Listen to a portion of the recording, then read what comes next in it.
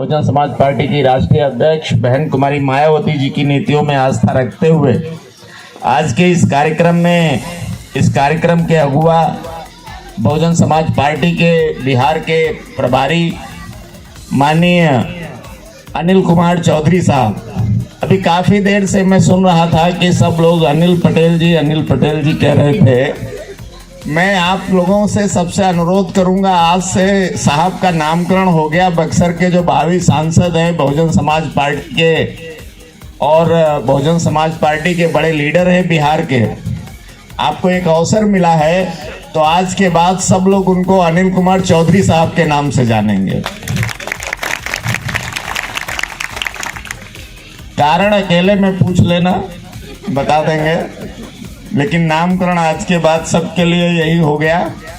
तो हमारे बिहार प्रदेश के प्रभारी अनिल कुमार चौधरी साहब, प्रदेश के बहुजन समाज पार्टी के सम्मानित महासचिव अभिमन्यु सिंह कुशवाहा जी, अमर आजाद पासवान जी, पिंटू यादव जी, महासचिव संजय मंडल जी, और इस कैमूर जिले के अध्यक्ष छोटेलाल जी, और बढ़िया संचालन कर रहे संचालक महोदय, वो भी यहाँ के पदाधिकारी हैं। आप सब बहुजन समाज पार्टी के सम्मानित साथियों, आने वाले कुछ समय में देश में 2024 जो ये साल शुरू हुआ है, उसमें आने वाले समय में चुनाव होने वाले हैं।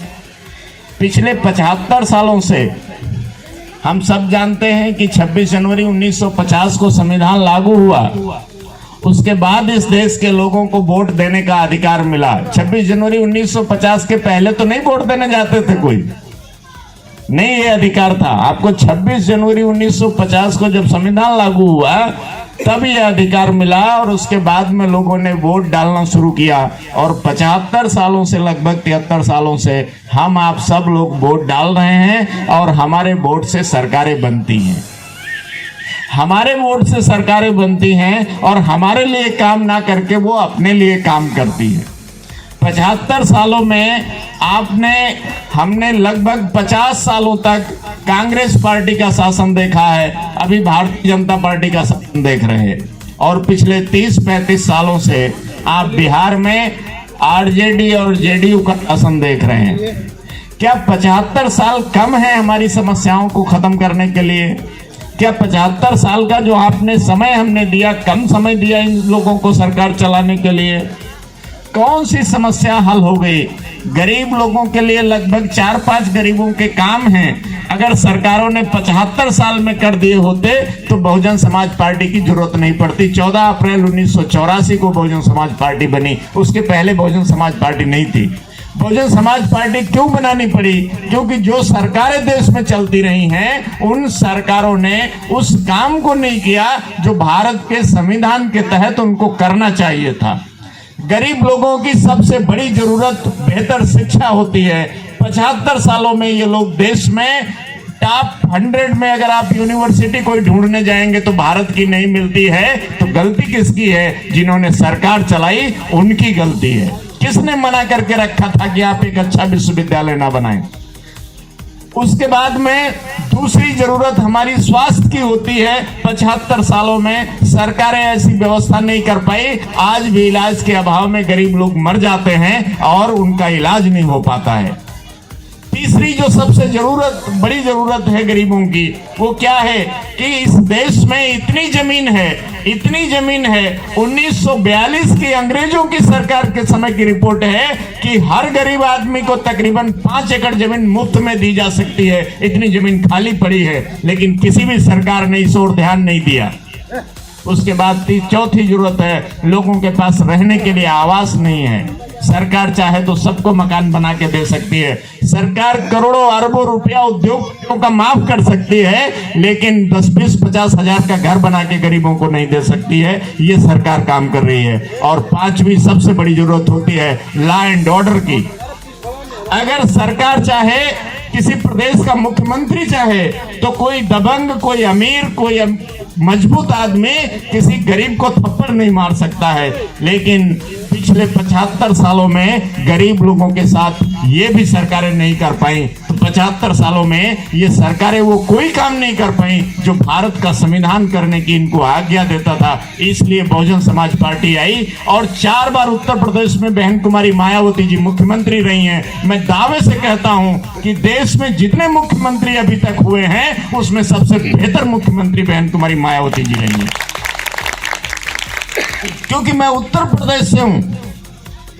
अगर आज आप उत्तर प्रदेश में नोएडा से चल करके बनारस तक जाएंगे तो आपको रास्ते में ज्योतिबा फुले यूनिवर्सिटी मिलेगी, डॉक्टर अंबेडकर यूनिवर्सिटी मिलेगी, सावित्रीबाई फुले यूनिवर्सिटी मिलेगी, साहू जी महाराज यूनिवर्सिटी मेडिकल कॉलेज मिलेगा, आपको गौतम बुद्ध टेक्निकल यूनिवर्सिटी मिलेगी, गौतम बुद्ध यूनिवर्सिटी मिलेगी। क्या बिहार में ऐसा मिलता है? आपको नहीं मिलता है। इसीलिए मैं कहता हूं बहन जी से बेहतर कोई दूसरा नहीं है, वो चाहे सीएम की कुर्सी हो और चाहे पीएम की कुर्सी हो। तो शिक्षा के क्षेत्र में भी काम किया, स्वास्थ्य के काम क्षेत्र में भी काम किया।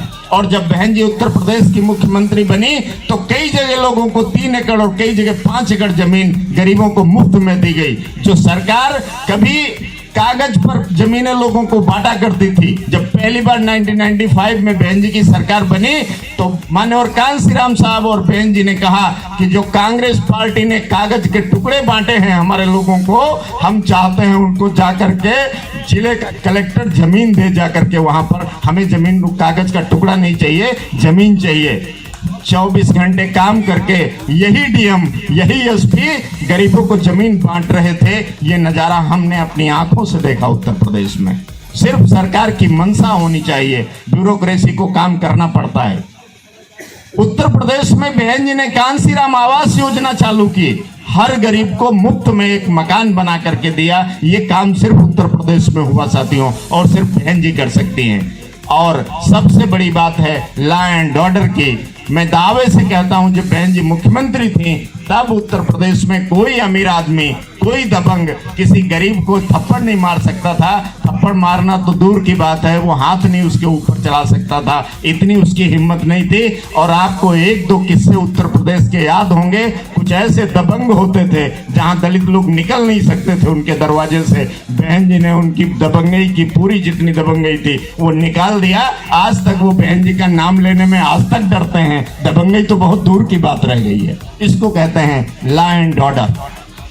इसीलिए साथियों, अगर वाकई आपको, हमारे पास हर इलेक्शन एक अवसर होता है, जिस तरह से त्योहार आते हैं तो लोग खुशियां मनाते हैं, ऐसे ही लोकतंत्र में एक उत्सव है त्योहार, ये जो चुनाव है। और आने वाले 2024 में बहुत महत्वपूर्ण चुनाव है, क्योंकि जो सरकार है इस देश में वो ना तो संविधान को मानती है और ना गरीबों के लिए कुछ किया है उसने पिछले 8 सालों में, 9 सालों में, 10 सालों में। इसलिए 24 में